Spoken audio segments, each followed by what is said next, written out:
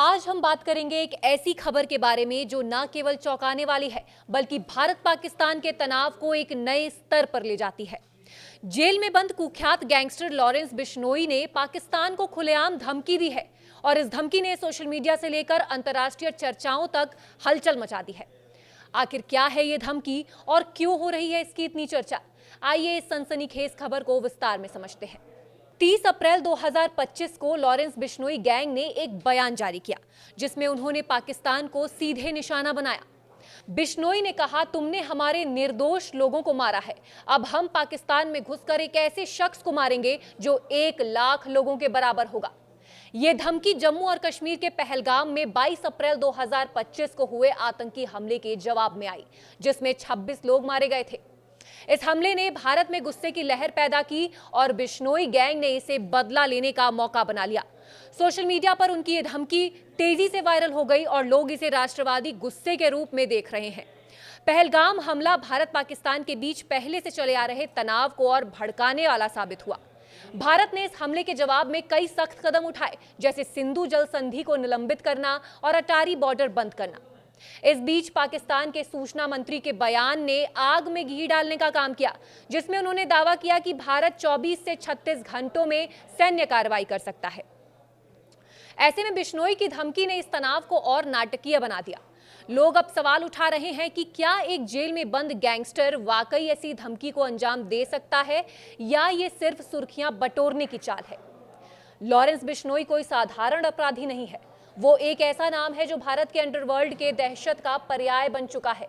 पंजाब के फाजिल्का में जन्मा बिश्नोई वर्तमान में गुजरात की साबरमती जेल में बंद है, लेकिन उसका गैंग देश विदेश में सक्रिय है।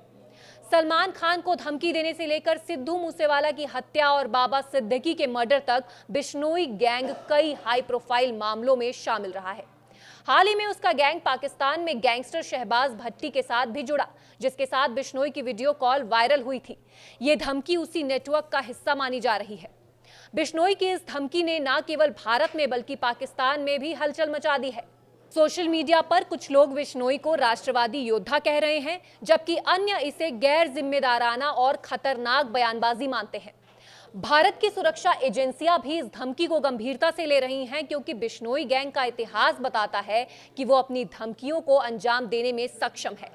दूसरी ओर पाकिस्तान ने इस धमकी पर अभी तक कोई आधिकारिक बयान नहीं दिया है, लेकिन वहां की मीडिया में इसकी खूब चर्चा हो रही है। क्या बिश्नोई की यह धमकी वाकई राष्ट्रवाद से प्रेरित है या इसके पीछे कोई और मकसद है? कुछ विश्लेषकों का मानना है कि बिश्नोई गैंग इस धमकी के जरिए अपनी ताकत दिखाना चाहता है और भारत में अपनी छवि को राष्ट्रवादी के रूप में पेश करना चाहता है। दूसरी ओर कुछ लोग कह रहे हैं कि इसे पाकिस्तान की खुफिया एजेंसी ISI के साथ उनके कथित संबंधों से जोड़कर देख रहे हैं। यह भी संभव है कि यह धमकी भारत पाकिस्तान तनाव को और भड़काने की साजिश का हिस्सा हो।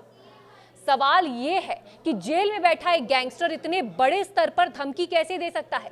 क्या उसके पास वाकई इतना बड़ा नेटवर्क है या ये सब सुर्खियां बटोरने का खेल है?